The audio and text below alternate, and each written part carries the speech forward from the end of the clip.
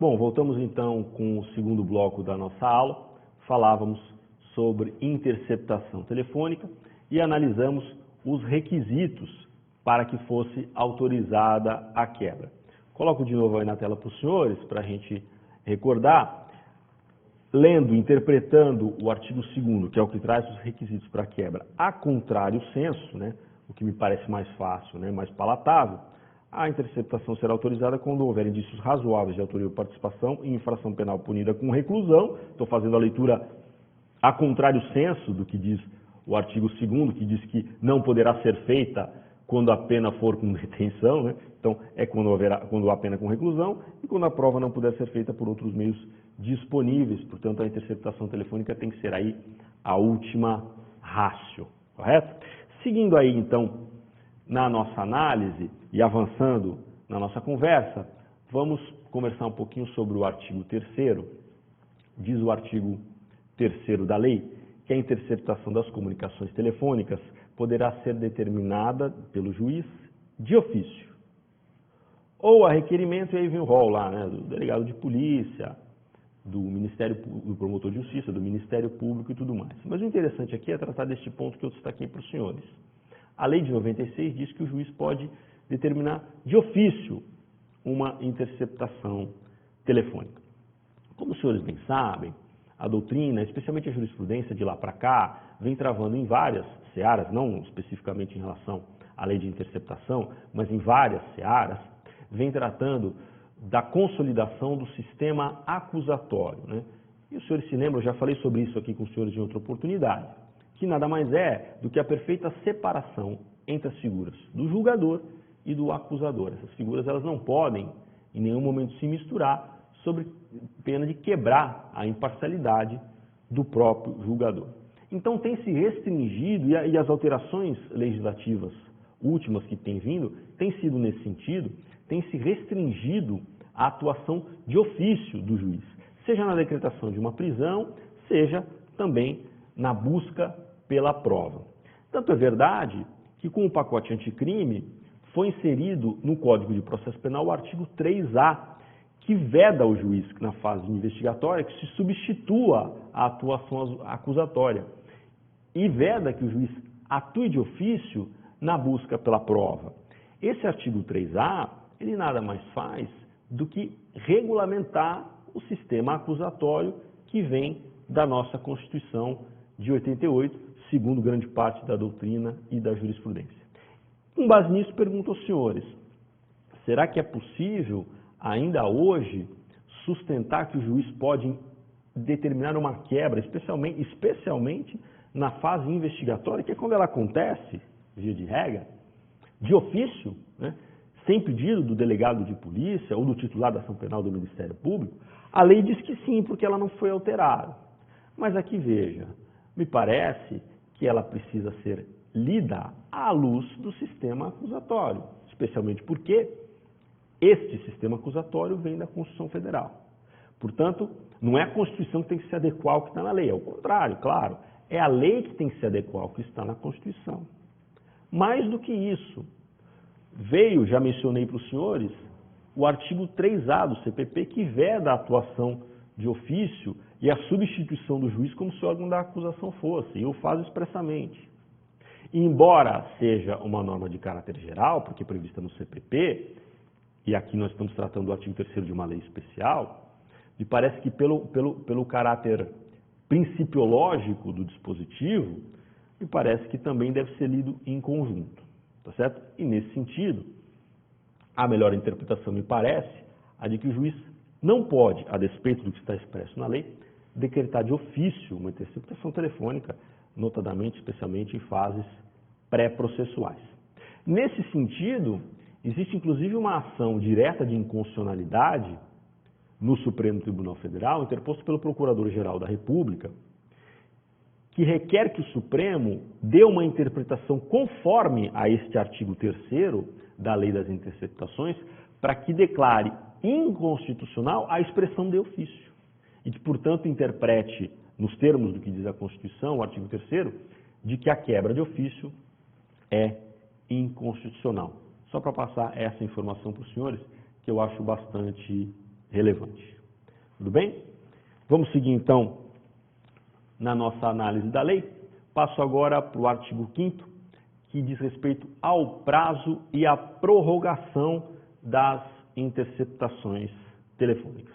Diz o artigo 5º, a decisão será fundamentada sob pena de nulidade, até aí nenhuma novidade, é o que diz o 93, inciso 9 da Constituição Federal, indicando também a forma de execução de diligência que não poderá exceder o prazo de 15 dias, renovável por igual tempo, uma vez comprovada a indispensabilidade do meio de prova. Olhando para o dispositivo, o que dele se extrai em relação ao prazo? Que a interceptação não poderá exceder o prazo de 15 dias, eu vou colocar aqui embaixo para os senhores, renovável, uma vez comprovada a indispensabilidade do meio de prova, renovável por igual período. O que nos leva a concluir que a interceptação, de acordo com a lei, poderia ter um prazo máximo de 30 dias. Professor, mas eu já atuei num caso concreto em que existem 8, 9, 10 volumes de degravação de conversa e as transcrições, geralmente, elas abordam aquilo que interessa para a investigação, né? Não há nenhuma obrigatoriedade de se transcrever a íntegra do que foi conversado. Aquilo que não interessa para a investigação não é transcrito.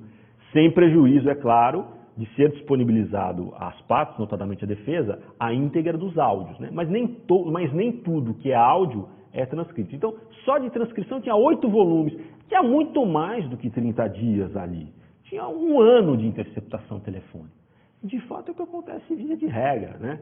É muito difícil você desbaratar uma organização criminosa, que muitas vezes é desbaratada através de uma interceptação, em 30 dias. Em 30 dias não se ouve nada, não se capta nada de relevante para a investigação. Então, via de regra, essas prorrogações, elas são sucessivas e vão muito além dos 30 dias.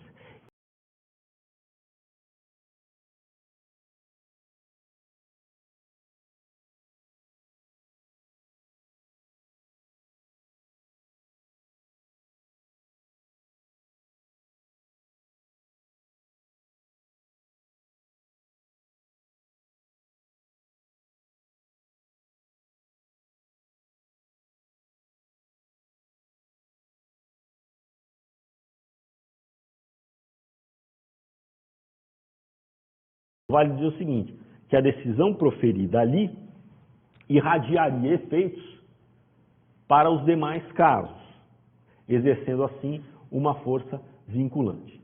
E o que o Supremo decidiu a respeito disso? Uma decisão bastante recente, foi noticiada inclusive aí nos meios de comunicação, acerca das sucessivas prorrogações das interceptações telefônicas, né? No caso concreto, o recurso extraordinário caiu na relatoria do ministro Gilmar Mendes, que até entendeu que, naquele caso, as decisões judiciais estavam mal fundamentadas. Ele dizia que estavam parcamente fundamentadas, né? Mas acabou prevalecendo o voto divergente do ministro Alexandre de Moraes, que entendeu que, naquele caso, a fundamentação ela era, embora sucinta, ela bastava, tá, para que a quebra fosse judicialmente deferida. Mas o que para nós interessa é o seguinte: concluído o julgamento, o Supremo Tribunal Federal, então, em sede de repercussão geral, fixou a tese, né? Fixou a tese que vai ser aplicada aqui para frente em todos os casos. E qual foi a tese fixada pelo Supremo Tribunal Federal? O Supremo entendeu que são lícitas, portanto, as sucessivas renovações das interceptações telefônicas, portanto, ela pode extrapolar esse prazo de 30 dias, se via de regra extrapola, desde que, é claro, verificados os requisitos do artigo 2º, aqueles que eu coloquei para os senhores, indícios razoáveis de autoria ou participação em crime apenado com reclusão e a prova não puder ser feita por outro meio, e desde que, voltando aí na tela para os senhores, eu transcrevi o trecho, especialmente aqui, nesta parte, que foi a tese fixada pelo Supremo. Desde que demonstrada a necessidade da medida diante de elementos concretos e a complexidade da investigação, a decisão judicial iniciar as prorrogações sejam devidamente motivadas, com justificativas legítimas, ainda que sucinta, a embasar a continuidade das investigações. São, contudo, ilegais as motivações padronizadas ou reproduções de modelos genéricos sem relação com o caso concreto. Foi a tese fixada no recurso ordinário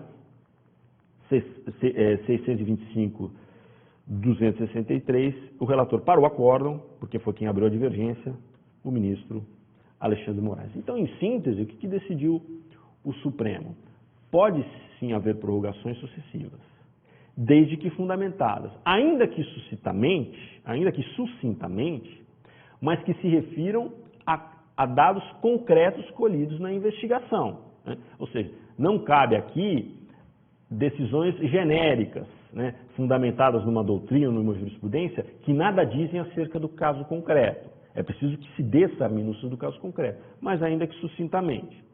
E mais do que isso, na discussão que foi travada lá no Supremo, chegou-se a discutir a seguinte questão: mas será que para não prorrogar a interceptação não é preciso fazer referência ao período imediatamente anterior? Ou seja, se eu quero prorrogar por mais 15 dias, eu não tenho que fazer referência daquilo que foi captado nos 15 dias anteriores?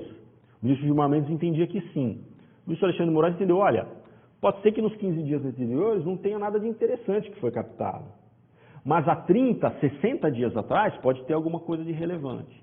Então, decidiu-se não fixar aí um marco temporal de onde que vem a revelação de algum dado importante nas investigações. Pode ser que esse dado tenha sido revelado lá atrás.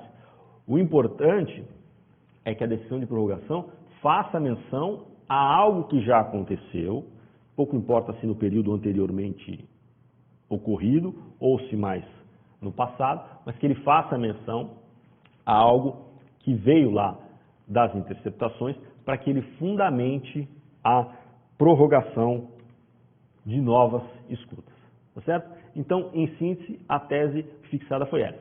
É possível prorrogar para além dos 30 dias, enquanto durar a investigação, desde que devidamente fundamentada, ainda que de forma sucinta, em elementos concretos, colhidos nas fases anteriores da interceptação, ainda que não na fase imediatamente subsequente. Tá bom? Então, a interpretação conforme que foi dada ao artigo 5º foi nesse sentido. Essa decisão é, inclusive, bastante recente. Tudo bem? Vamos encerrar aqui o segundo bloco e, a partir do terceiro, voltamos com a novidade desta lei, que é a captação ambiental. Até já.